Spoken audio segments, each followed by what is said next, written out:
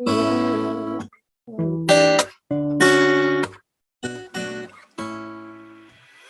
to the Possibility Action Network podcast. I'm your host, Stephen Middleton, aka Possibilityman. We're committed to bringing you guests who strive to better people's lives and serve as a force for good in the world. Our guest today is Manuel Jose Muros. He's widely regarded as a mystic, a yogi, and a renowned spiritual teacher. He's also the author of 3 books. He is a transformational consultant and mentor. He is the spiritual director of the Yoga Center of Newburyport, Massachusetts. Manny, as you are affectionately called, welcome to the show today. Thank you, Stephen. It's my pleasure to be with you here today. Thanks Well, for look, yes, well, I'm looking forward to our conversation. But first, this reminder to our listeners and our viewers, your support matters. Follow, like, and share this podcast wherever you find it. You know, you have an interesting background, and I just want you to give us a glimpse, Manny, into where you grew up. Thank you, Stephen. I was born in Cuba to a non-political, because I think this is important, family that was very well-to-do in the center of the island. And looking back, it was the Garden of Eden. All I have memories is family trips to my grandfather's farm and trips to the beach, and it was just idyllic. But all of that ended with the revolution in Cuba. Yeah. And my father and mother, for the sake of my sister and I, left everything behind. So we would begin as immigrants in the United States. Grateful to be welcomed here. At that time, Cubans could just come. But it was a rough start. Outside of New York City, in New Jersey, a whole nother reality, a whole nother world. Not a happy camper. Yeah. Well, I read about your background in Cuba in your book, and I had the impression, whoa, silver spoons. And it was a lot like that, wasn't it? That you were a privileged young kid. Yes, absolutely. And just so much love. Growing up with grandparents and uncles and just the simplicity of the 1950s, 1960s. Yeah. So did your spiritual, religious, however you want to describe it, inkling began to develop in Cuba, or was this something that came later? It came later. Okay. It came later. Okay. And I think I would say, as to for most folks, it came when life became difficult. I see. Okay, now, but then you said when you moved to the United States, it wasn't all cookies and cream, my words. What was it like for you during those early years? At first, it was extremely disorienting. And I felt very unsafe outside of my home. It was a rough neighborhood. I was a small kid, an immigrant, different. I felt people didn't see me for who I knew myself to be. And it was just uncomfortable to be in my skin. Wow. So how did you, as you were a youngster here, how did you handle that? Because I like the way you put it. People didn't see you as you knew yourself to be. As a young man, how did you handle that? In 2 ways. I think I was reserved. I kept myself close to myself, and I had an inner dialogue, which I really felt that. And this will sound a little harsh, but I recognized the ignorance of where I was placed, the ignorance of those around me, and I knew my truth of where I came from. Wow. And in a sense, that helped me steady. Just because you can't see me doesn't make me any less. Mm. Yeah. So you had a sense of your own identity, your own worth, even then during those teenage years. I mean, that's impressive. You know, a lot of kids don't have that.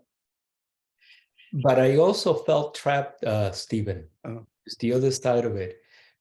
For many years, I knew that I didn't belong there. I knew that that wasn't right, but I didn't know how to get out. uh, And that was a little tough. mhm, mhm.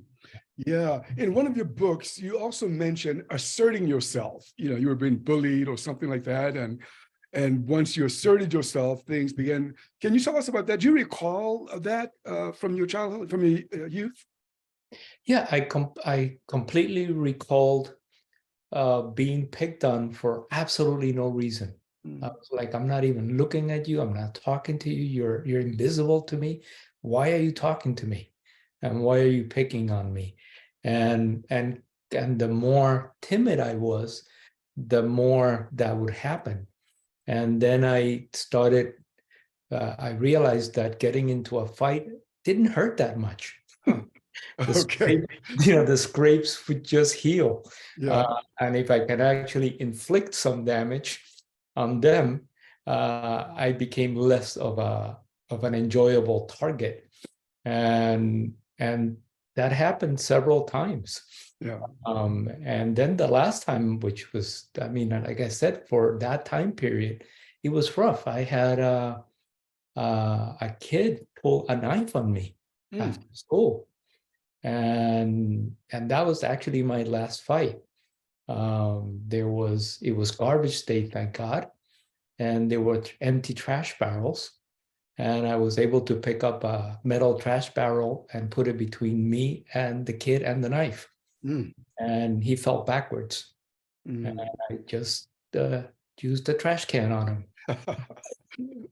You know, in many places today, in schools, kids of all ages experience bullying and all kinds of things. From the perspective of where you are now, just I want you to just talk to both the bully and the person who feels victimized by a bully. What would you say to them, given your vantage point now? I think the bully was his own insecurity. Mm, He needed to find somebody that he thought was less than him so he could have a sense of his worthiness. yeah, That's what I understand it to be. yeah. Uh, and and I think that I was just not grounded. I was not centered enough. So I became an easy target. Once I found that strength in this new environment, Mm, then it changed. It's almost like we have to take our own power. mm. It's not given to us. Uh, There's a point we have to say, no, this is who I am. wow. Yeah, I like that. We have to take our own power, and that shows up in spirituality as well, which we'll get to. Now, but you also, and I, getting to know you, you also have a scientific background, and everything. This is a spiritual teacher, but this individual is well trained in the sciences. Tell us about your foray into the sciences and into your chosen field early on. Stephen, one of the things that my dad, sort of impressed on us was that we had to become professionals. Mm, Basically said the only thing that can never be taken from you is your education. So my sister and I were taught, that's not an option, which is how I ended up. I actually chose pharmacy school, planning to go to medical school, mm, but it was a hedge. My sister is a doctor, is a physician, and she's older. And but once I entered pharmacy school and did rounds and all of that at Mass College of Pharmacy, I realized that that wasn't my calling. So I never practiced pharmacy, but I'm very grateful that I have a pharmacology degree because it taught me to think in a certain way. mm, And there's a scientific way of looking at facts, discerning facts. So it did help my mind go that way. But I had a calling to be more my own person, an entrepreneur. So I then went and got an MBA. Wow. Okay. So I want to stick with pharmacy a little longer. So how many years was that training for you to become a pharmacist? 5 years, and not because Wow. I'm low, it's a 5-year program. That's amazing. So what was the reaction of your parents when they discovered that you did not want to practice as a pharmacist? There was not a lot of pushback. My parents, they were entrepreneurs. We had several businesses in Cuba. So my father thought pharmacy was a good business. But at that time, the chains had already started to take over all the independent pharmacies.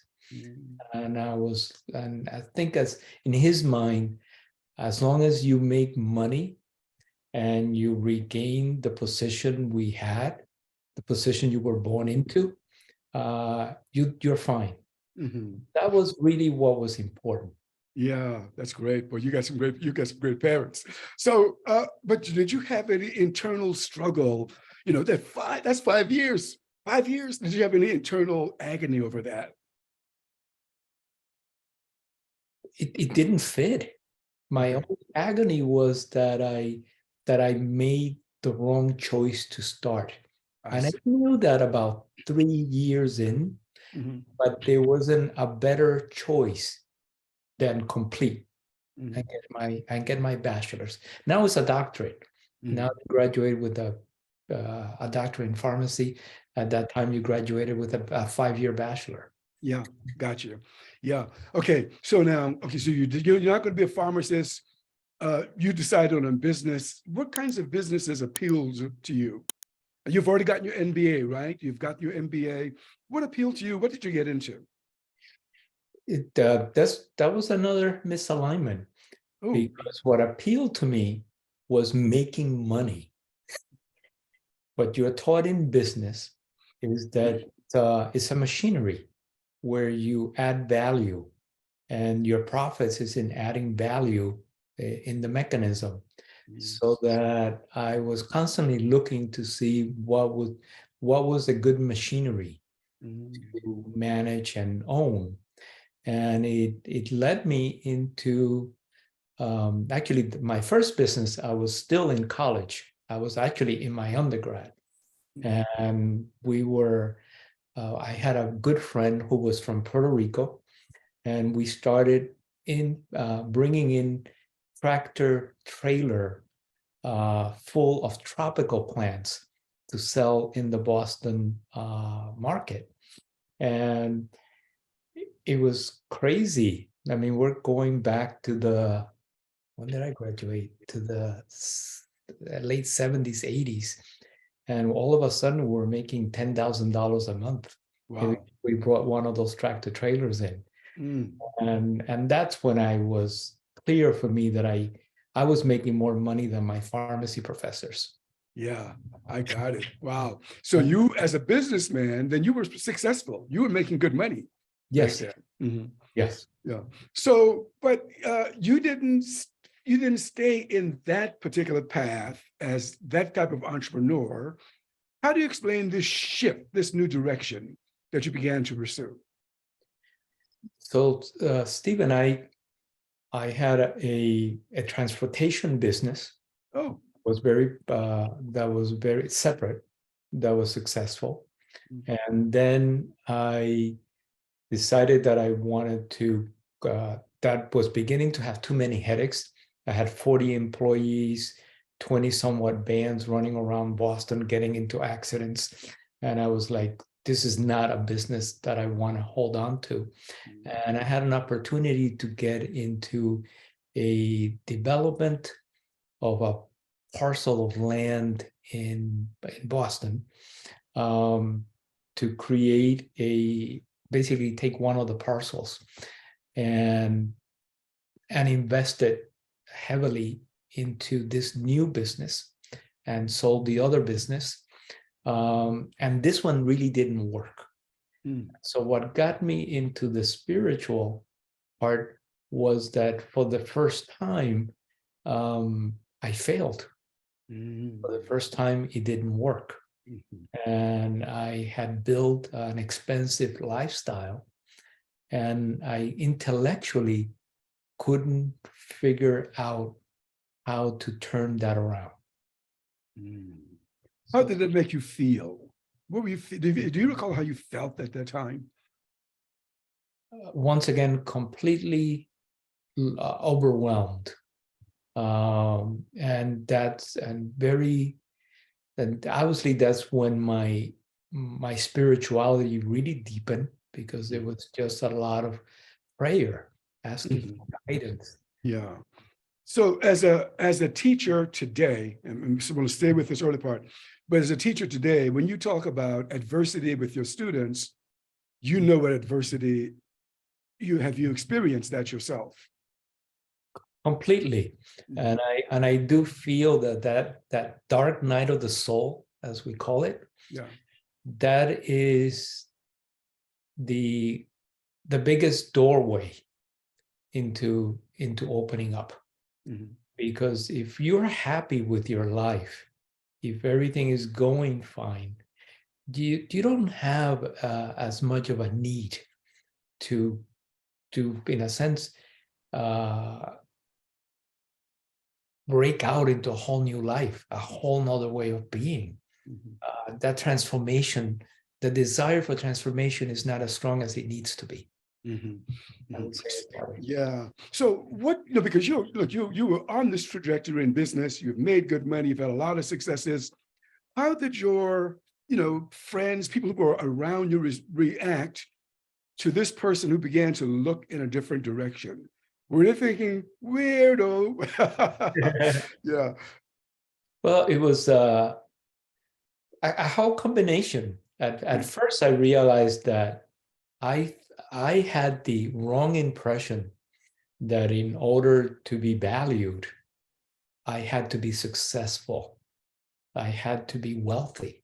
Mm. That was, remember, all the discrimination being young. The minute I was driving my red Jaguar and living in my 10,000 square foot house, people looked at you differently. And I actually thought that, oh, that's what's making me have value. And all of a sudden realizing that those were all trappings, which I did, and that was just clothes. And my value had to be much more than that. Mm. My friends showed me that was true, Wow. because that did not change. Mm. That Mhm. did not change. People did not look at me any differently once I literally left that big life Mhm. and moved into a one-bedroom attic apartment. Wow. Was that difficult for you? Was it difficult to make the shift, from all of this material stuff to something so different? Yes, and in some ways, I don't feel I had much uh, choices, because I began to see the truth of things. Hmm. And therefore, even though it may have been very illogical for others, once you see the truth, it's hard not to not see it. Mhm. Hmm. So, so let's say that, you're following this new path. What kinds of things resonated with you? How did you even know that you were embarking upon a new journey? Stephen, I had that, which was in my book. I had this when everything was collapsing around me financially. I went into the small church and I prayed. And at that moment, I felt this energy, this love in my heart, this energetic embrace, um, which gave me a full experience that I was connected to something greater, and that I would be safe, and that I would be okay. Mm. And that was really the beginning of saying, and a recognition that I had built this external life in a sense, out of fear. Mm. It wasn't built out of love. It Yeah. was built out of protection. And so I was just driven to be connected to that energy of source. That's what I call it, that connection to spirit. That was more powerful than anything else. Yeah, I can imagine. But look, I got to ask you, Yeah. I mean, are you special? Because some people are going to say, you know, I've been at my wits end, I've prayed, and I didn't get the connection that this mystic, this yogi is talking about. So are you special? Are you chosen? I don't think so, Stephen. I think we're all chosen. Mm. We're all we there's an invitation for all of us. We're on our way back home, as I like to call it. Uh, Um, I believe that I did have a sense always as a child that there was more to life than what we see. yeah. I always felt that there's an invisible aspect to our lives beyond what our eyes can see Right. that is just as real. So if anything, I had a propensity to trust that Mm. there was more and to learn to lean on it. But it wasn't that much more visible to me. It's still invisible. Yeah. But you had some powerful signposts along the way. Let me see if I can find one of them and you can elaborate on it. I think you were in an airport and someone was sitting and maybe even sleeping, and it was as if they knew you were coming. Do you recall that story shared in your book? And can you Yes. take us into that? Yes. So Stephen, out of this whole awakening process, Uh-huh. I literally spent 2.5 years in almost constant meditation at home, 12 to 18 hours a day, which is a lot. When you're in meditation, you really don't need to sleep because it's a frequency in your brain that nourishes you. And, through that process, it was really when I really deepened my understanding, my connection, my spiritual. I was a monk at home, Mm. really devoted completely. And at the end of that process, I ended up going for 6 weeks to India Mm. with a backpack, just traveling, exploring, and and that really took me even deeper. I was in some sacred caves, Mm. and because I was traveling and I was in this complete seeker space, I was just like a sponge, opening to what the universe wanted to share with me. And so therefore, at a vibrational level, I was vibrating at an incredibly high state of joy and peace and harmony. And that is recognizable. That is, in a sense, what we admire some of what our more known teachers. Who Mm. doesn't like the Dalai Lama with his smile, Yeah. or Edmund Tutu? Yeah. There's joy to them. Yeah. And in some ways, I was carrying that at that Uh-huh. time. And yes, and so I arrived at this airport after not sleeping the night before on an overnight train to come home, and this woman who had also just come out of an ashram after having spent almost a month in that deep state of connection, felt my spirit, is what she said. She had her eyes closed. I recognized her too, but my eyes were open. I just felt that there was something very intriguing about her. But she hadn't even opened her eyes. Wow. Yeah. Yeah, that's and another signpost is what I'm going to call it, is that you recorded in one of your books that people would say to you, we were expecting you to come, or something to that effect. Do you recall writing anything about that? And can you tell us more? Well, I they were grateful that I stayed. Mm. Mm. We're grateful that I stayed. Mm. And so that in that 2.5 year period, I did reach a place where I was fully connected into my soul, into my spirit realm, and very disconnected to my physical self. And I clearly remember the night in meditation where I felt I could have left my body, and that's it. I would have gone home. Uh, and in the middle of being ready to go home, I actually had the clarity that life was a gift. Yes, I could go home, but then I would have missed this journey, this opportunity. And as silly as it sounds, I started bargaining with the divine, a one-sided bargain, where I basically said, you know, God, I am willing to stay. Life is a gift. It has to be completely different. Yeah. I don't want to go back to the life I had full of fear and anxiety. I will stay, but it has to be different. Now, no one knew that conversation. And then, I don't know, a year later, I walk into a spiritual workshop that I was guided to attend by a friend.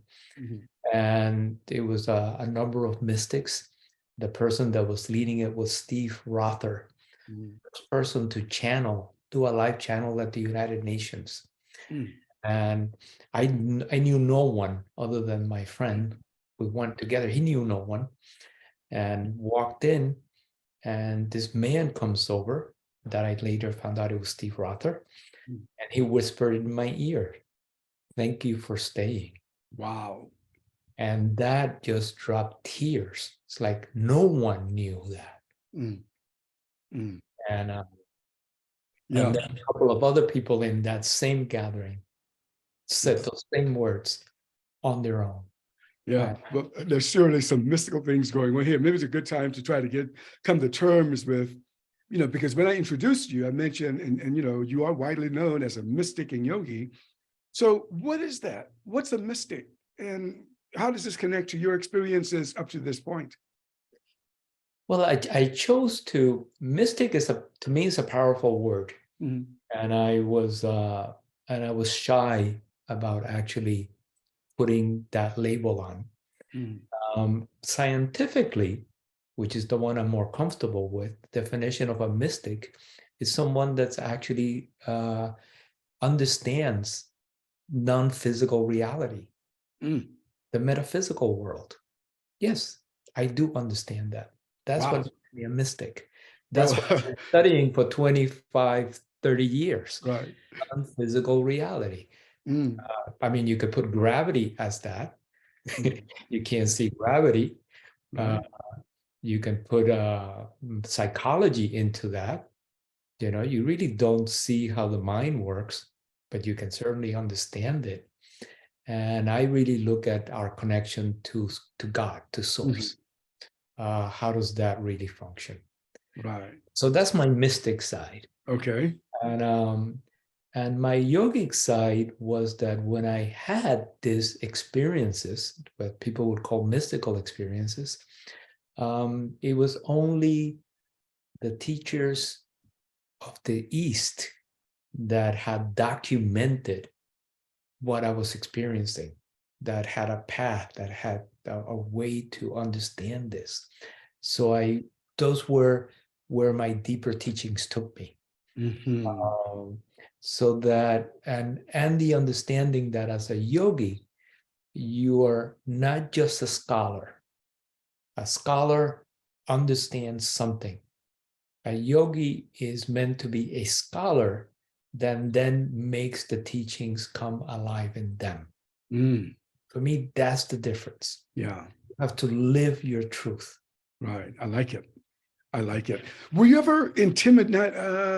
Were you ever fearful, about some of the things that were being unveiled for you? Were you ever like, oh, what is this? Wait a minute, a moment of pause? Believe it or not, no. Okay. There was always surrounded with love. I always felt safe. I didn't. There was I felt held and invited. So Wow. it wasn't like I was doing stuff that I myself said maybe I shouldn't go there. Yeah. Yeah. You know, that wasn't. I was going with to be one with the divine. Wow. Mm. That's something. Have you ever had anyone, let me ask you, what if someone were to say, hey, it doesn't take all of that. It doesn't take all of those hours in meditation. It doesn't take going to an ashram to get to know God. It doesn't take all of that. Well, now I'm one of those that tells you it doesn't take all of that. Okay. It depends what you want.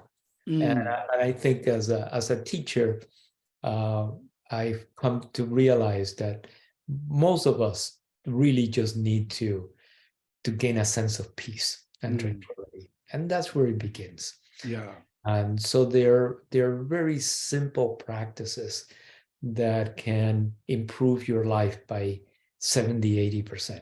Mm-hmm. So practices are important in your world, that you need to do something. Is that right, or what? Oh, yes. We are our habits. We Mm, are our patterns.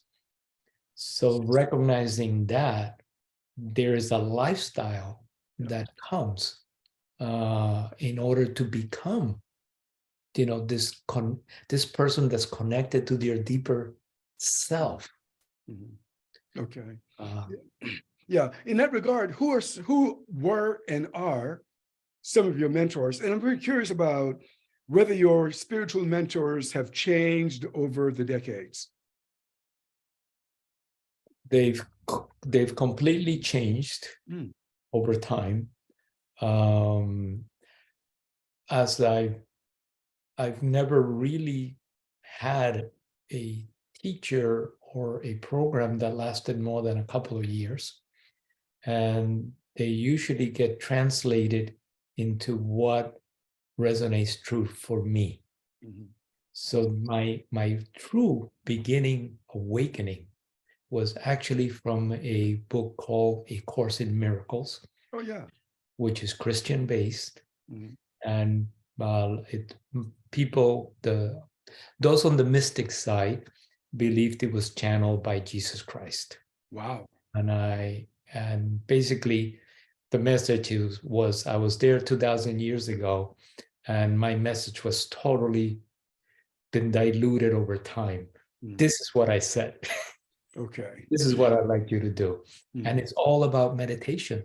It is retraining how you perceive the world. Mhm. And I did that. I did the Course in Miracles, and those were my first teachings, was teaching others through the Course in Miracles. Mm, Um, I later got involved. Then I actually met a very interesting mystic who was Australian, and said, you need to let go of now the concepts, your attachment to, in a sense, Christianity, because it's not letting you see the bigger picture, the fullness of God. Christianity is just one road, like all religions are a road to a deeper truth. And I actually fought back quite a bit on that. mm, And his analogy was, you have a ship that took you to a new state of consciousness. You have to get off the ship if mm, you can explore that state. mm, And so then I did do quite a bit of studying of what is called tantric yoga, which has to do with recognizing that life is not dualistic. There is not a divine state and a human state. We're all part of that divine state. mm, The divine state is having different expressions. mm, So therefore, God is here. God is now. God is in everything. And that's unity consciousness. mm, That's Christ consciousness, being able to see that. But I learned it through yogic tantric teachings, mhm. and then translated it and understanding it. Oh, it's also here and it's also there. All these different traditions intersect. Does that make sense? That makes sense. Yeah, I'm just thinking about your practices because you've already given us at least two of them. One is meditation and the other is yoga in terms of what can you do. Are there maybe one or two more that you can add to the list of what a person can do in terms of practices to deepen their sense of oneness with God? I think that there's two things, so I'm going to shift your question a little bit. Oh, please. Yeah. The actual, most people think of yoga as the exercise, but yoga has 8 limbs, 8 stages that compose yoga. And yoga includes meditation, includes contemplation, includes breath work, and includes the physical asana. So in a sense, we're a very complex being, us humans. We have a mental body, an emotional body, a physical body, we have a soul, and they all need to be balanced so that there's a set of practices that we can do to help us become integrated. I like to take my work one step higher than that. Those are tools that I use, but we cannot lose track of what we're using those tools for. It's like if I give you a hammer and a skill saw, we still have to figure out what house we're going to build. Yeah. If not, they're just random tools. And I think that that's what kind of happens here in our society. We use the tools without a lot of skill. So that for me, the concept that I sort of coined is the whole mind overlay, which is working to understand that all of the humans on the planet are working from an artificial, conceptual relationship to life, which is not life itself. And the more complex our society has become, the greater that illusion, that mind overlay we have over reality. And that is the real issue with our society. That's the part that prejudges. That's the part that doesn't see clearly. We live in an artificial world. Is really how I see it, by the labels we put on things. And to me, the whole practice is to take us down so that we are in relationship with the moment. Yeah. With the truth of what that moment holds, not my story of that moment. Right. Yeah.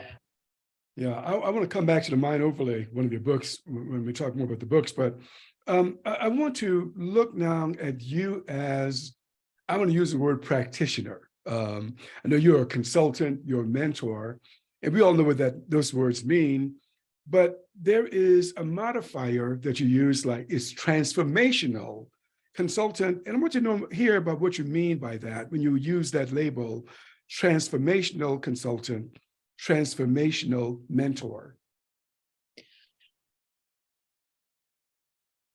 When I start working with folks, I put a little warning sign, and I basically say, my work is like a caterpillar knowing they're going to go in through this catalyst and they're going to become a butterfly.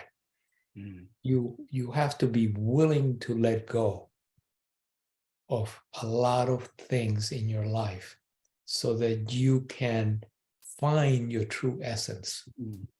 And that's what I mean by transformational. We live in a society that wants to take a pill, feel better, and continuing doing the same unhealthy things. I want you to recognize that the change comes from within. You have to change, not the outer world. You have to change. Yeah. Once you perceive differently, once you behave differently, you will have a different outer world. Okay. So And that's, mhm. yeah, it falls on your lap. This is Mm. not for little kids. Yeah. And that's transformation. That's Yes, that a person can actually change. And this change is what you call transformation. correct. Mhm. Okay. So, you've been talking with people for many years now, both people who are looking at themselves introspectively, but also professionals. What kinds of stories do they bring to you? What types of challenges do they share with you that they're facing in themselves or at work or whatever? What are you hearing out there? For me, I always like dissect it down to it's very simple things. We're as complex as we are, we really are not.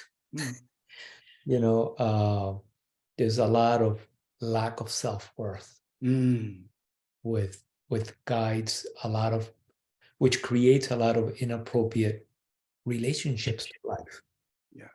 if we don't feel worthy. And if you don't feel worthy, there's a lack of self-love.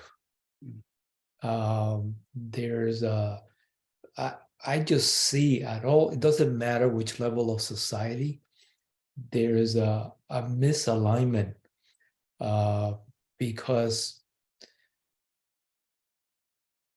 no one really feels safe in this country, Mm. right? You just never have enough money. Yeah, that's a big one. Right? We don't have a social system that actually says, you're going to be okay.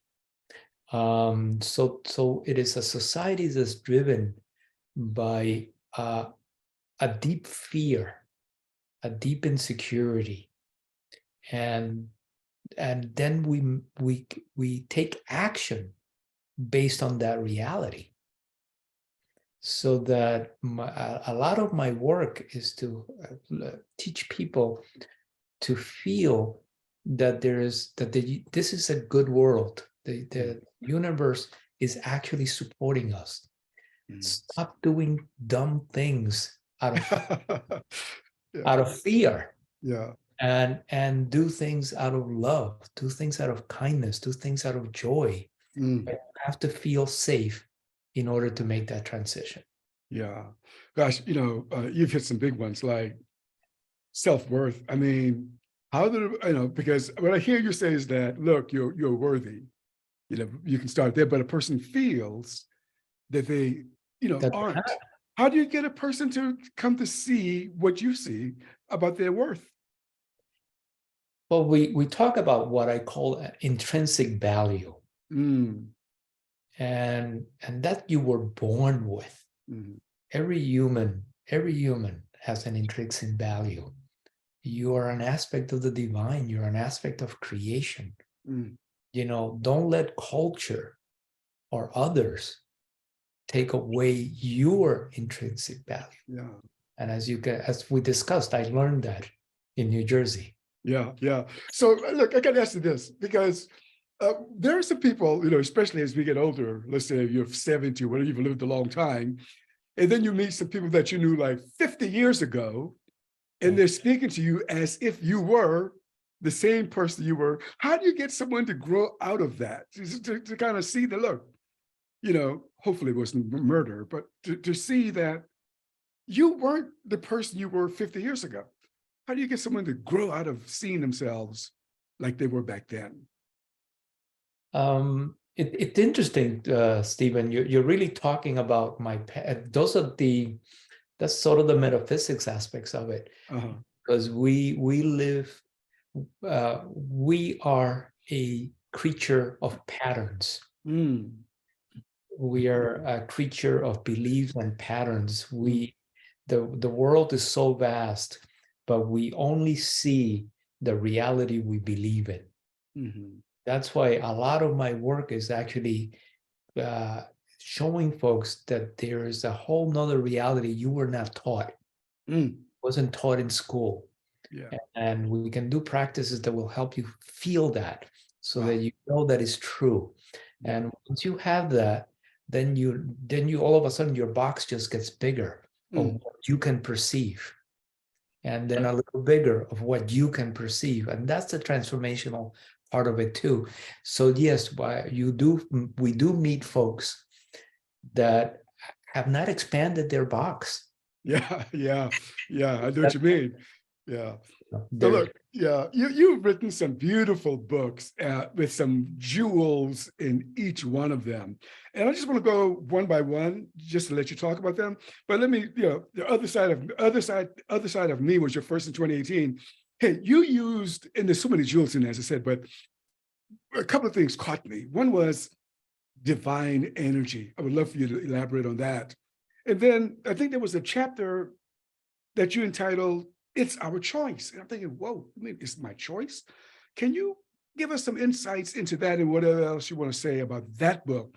And I want to address each of the other books. Okay, thank you, Stephen, and thank you for your kind words. Yeah.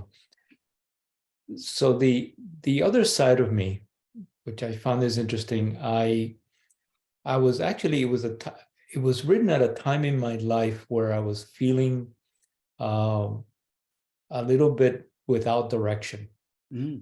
I part of opening up to this level of spirituality is that my biggest motivator was lost, fear. Our biggest motivator in this society is fear. If you lose your fear, then you're a little lost about what to do. So it was a period where I went deep again, and I just started to write all these contemplations that were coming through meditation. And I always laugh because I would sit, I say, I think I'm going to write on love. And then I start writing stuff that I wasn't really thought that was what I was going to say. So I realized that a lot of it was channeled. And at first I was writing and I was saying, wow, I don't even like what I'm writing. And then the next morning I would look at it and say, hey, that's not too bad. Yeah. And almost nothing got edited, by the way. What you read is what came through in the sequence that it came through. So it was a pile of papers sitting Yes. on my coffee table. And my current wife, actually, at the time we were dating, she saw that pile of paper and said, it needs to be a book. She was like, this is beautiful. You have to make it into a book. I wasn't planning to write a book. Mm. And she gets the full credit of that book coming into existence. Yeah. Yeah. And then she asked me to write the autobiography. Yeah. So that's the story of that book. Yeah. Before we go on, but yeah, I like that. Before we go on, yeah. I'm sorry, we're going to say more about that book. I just didn't want to go to the second book yet, but yeah, no, you asked me about the divine. yeah, the divine energy, right? Mm-hmm. And so what I realized through my practices is that I can enter a state that is just, it is so peaceful that it is joyful. So it really becomes joy. It is just a love for that has no, it's not human love, just the love of a flower, or it just shows its beauty without needing anything back. That lives inside of us, Stephen. That lives inside of everyone. That because I'm special, everyone can go there. Wow. That's my description of divine love. Wouldn't you want to know how to go there? Yeah. I could just, everyone wants to go there, Right? Yeah. But it does require making it a priority. Uh-huh. It Okay. requires that's what's important to you. Yeah, I got you. So But look, before we leave this book, I gotta say, I mean, look, you are an established, teacher, no doubt about that. But what surprised me in your book, when you were autobiographical, was how transparent you were about your journey. Was that difficult to open up to the masses about some things, that happened in your life? No. Okay. Okay. Because Stephen, we're all a work in progress. I Mm, have not met anyone who isn't challenged mhm, just being alive, who isn't challenged in all aspects of it. And what I try to teach people is like, we are all, this is Earth School. mhm, We're not here on vacation. mhm. We may have moments of vacation, but we're usually working. Yeah, I And got you. I'm sorry, but the book just fascinates me, and I'm still trying to come to grips with it because, you know, so many people in the world, I don't care where you are in the world, walk around with guilt and shame, and then here's this teacher opening up. I'm thinking, I'm scratching my head. I'm thinking, what has he? He has, you don't seem to carry shame, at least in certain areas. I'm still coming to terms with what you shared about, separation, about changing paths. You mentioned your current wife. I'm thinking, wow. I just don't. I don't. I'm still trying to get. I'm trying to get to that. Sorry. Stephen, there's a truth that I Uh-huh. hope people will understand is that every one of us, all the time, we make the best choice we can at that time. Mm, At that time, nobody makes a lower choice. Even somebody who commits the most atrocious uh, action, at that moment, they couldn't see a better choice. yeah. So I've given myself permission to know that everything I did the best at that moment. Yeah. 5 minutes later, I could say to myself, wow, you didn't see a better choice? No, Mm, I didn't. But yeah. now I do. Yeah. Now Well, I'm making that the other book, choice. the book is beautiful. The book is beautiful. But the next one, and I'm going to go real quickly now. The mind overlay. You've spoke about it a moment, earlier in this conversation. I want you to talk about what it is again. But then I saw this phrase, the energetic field. That's whoa. And then you talk about our basic structure as human beings. Wow, blew my socks off, sir. So can you just elaborate for us on that? Thank you, Stephen. So what happened is after, I should say, I've been teaching a long time. Mhm.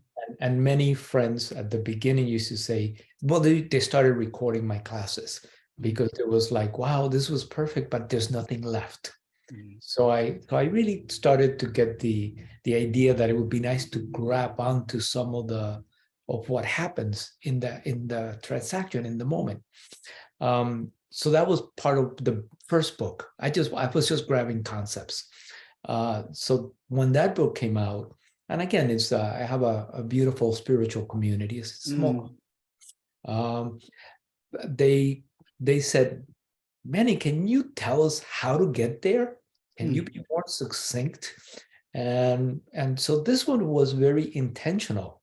I really tried to see if I could write a shorthand, because obviously all the answers are not there, a shorthand for what were the big concepts. This is my scientific mind, that one needed to explore and understand so that you could bring that transformation to you. mm, Then there are so many books on meditation, so many books yeah. on these fields. I took very simple practices. I believe there are a dozen of them that I basically said, these are practices that will let you touch what I'm describing as a concept. Mm, And now run with it. yeah. Tell me what's your truth Yeah. after all of this. Uh, Yeah. yeah, Beautiful. Beautiful. Yeah. And real quick, the third book, I don't want you to not bring this into the recording. The Oneness Within, your most recent book, 2022. And in it, though, I just love what you said. It's like the God of the child. And I think I know for myself, I still have that God of the child.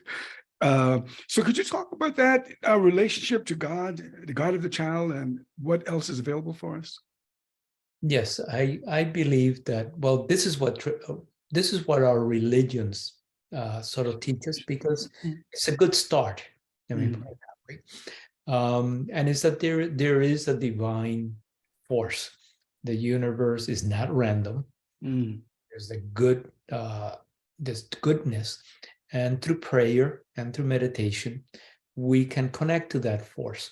But out of the child is our relationship, which is not tantric. This would be more like Vedanti or classical. The out of the child basically says, God, I'll be good. Please help me. Yeah. I'll behave and give me a good life.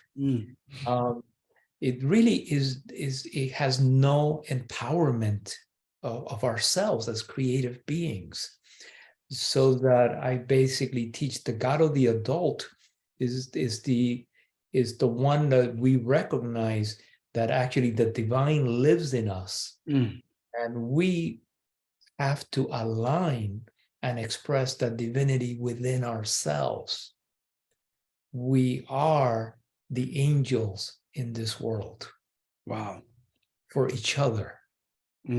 Are the ones that create heaven or hell by how we express this God-given energy.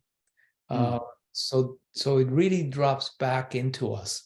And the recognition, which ties into both books, the one before, you mentioned the energetics, is, understanding that all of life is energy.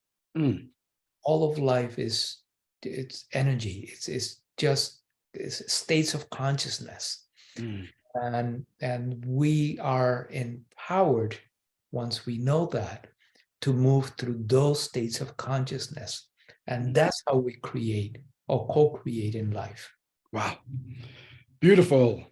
Well, look, this has been more powerful than I could have ever imagined. But I'm going to give you an opportunity, though, to share anything else that I haven't asked you with our audience.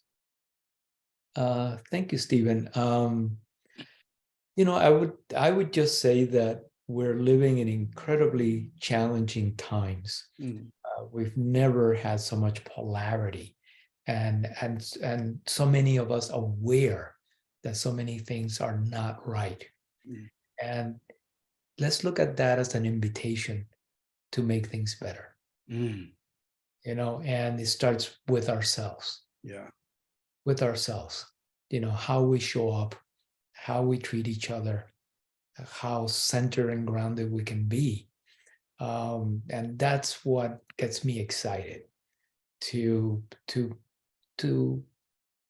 make a better world for those around us, and for ourselves, because that's our sphere of influence. Don't worry too much about what you can't control out there. There's plenty that we can. Well, I love it. I love it. And I love the way you expressed it, that this invitation, and what I gather from that is that you can't make anyone do anything, but you can invite them to consider different ways of being in the world. So I appreciate you for that. Thank you, Stephen. And thank you for the privilege of being with you. I'm so honored to talk with a guru that doesn't have all of the trappings of the guru. I love it. But thank you so much again, sir. Okay. Thank you, Stephen. Blessings to you. Well, you've been listening to the Possibility Action Network podcast. Our guest today has been Manuel Muros. I'm your host, Stephen Middleton. Until next time, good day. You are not alone, just keep on.